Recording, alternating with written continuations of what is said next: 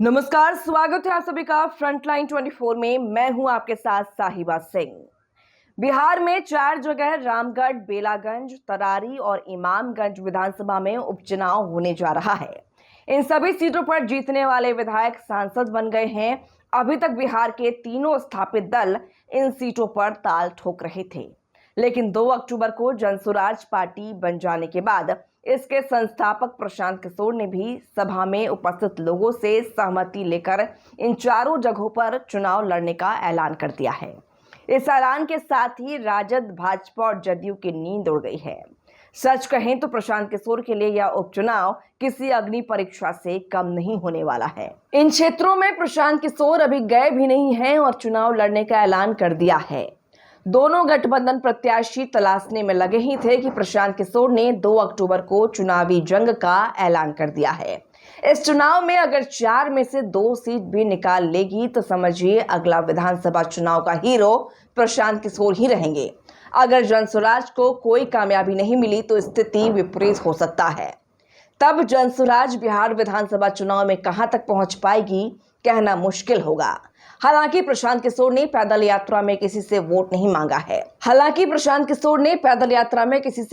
मांगा है। सिर्फ इतना ही कह रहे हैं कि आप अपने बच्चों के भविष्य को सामने रखकर मतदान करें, न कि जात पात या धर्म मजहब के आधार पर। सभी वोट लेने वाले नेता आपको ठगते आ रहे हैं। अगर आप एक बार इसे समझ गए तो आपके बच्चों का भविष्य तो चमकेगा ही, बदहाल बिहार की सूरत भी बदल जाएगी। इस बात को बिहार के लोग बहुत गंभीरता से सुन रहे हैं और पैदल यात्रा में शामिल भी हो रहे हैं। अगर सचमुच बिहार के लोगों ने ऐसा किया तो बाजी पलट सकती है। प्रशांत किशोर ने स्पष्ट कहा है कि जिसकी जितनी भागीदारी उसकी उतनी हिस्सेदारी, मतलब सभी वर्गों को जनसुराज में उचित सम्मान दिया जाएगा। हर वर्ग के काबिल लोगों को चुनाव में उतारा जाएगा। महिला और मुस्लिम समुदाय को 40-40 सीटों पर लड़ाने की घोषणा उन्होंने पहले कर दी है। आज तक ऐसा किसी दल ने बिहार में नहीं किया था।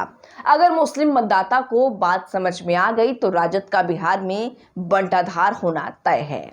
मुस्लिम मतदाता राजद को भाजपा के डर से मत देते आ रहे हैं, न कि किसी और कारण से। इसी तरह अति पिछड़ा, महिला, दलित और सवर्ण मतदाताओं को संभावना दिखी तो जदयू भाजपा दोनों की स्थिति कमजोर होना तय है। इस हालात में जनसुराज 150 से अधिक सीटों पर बिहार में कब्जा जमा लेगी। नहीं, अगर जात पात और मजहब को ही आगे रखा तो जनसुराज का संकल्प ध्वस्त हो जाएगा। राजनीतिक विश्लेषकों का मानना है कि बिहार में दोनों संभावनाएं हैं। प्रशांत किशोर जो प्रयास और बदलाव के लिए कठोर मेहनत कर रहे हैं, उससे आकर्षित होकर लोग जनसुराज को स्थापित कर दे तो कोई आश्चर्य नहीं। वहीं इससे भी इनकार नहीं किया जा सकता है कि यह बिहार है।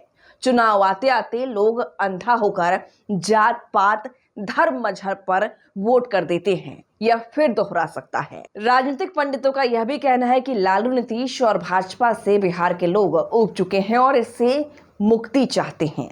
विकल्प की तलाश थी, वह विकल्प जनसुराज दिख रहा है। युवा, महिला, मुस्लिम, अति पिछड़ा, दलित और प्रबुद्ध जनसुराज की ओर तेजी से मुखातिब तो हो रहे हैं, लेकिन यह परिणाम में कितना परिवर्तित होगा, कहना कठिन है।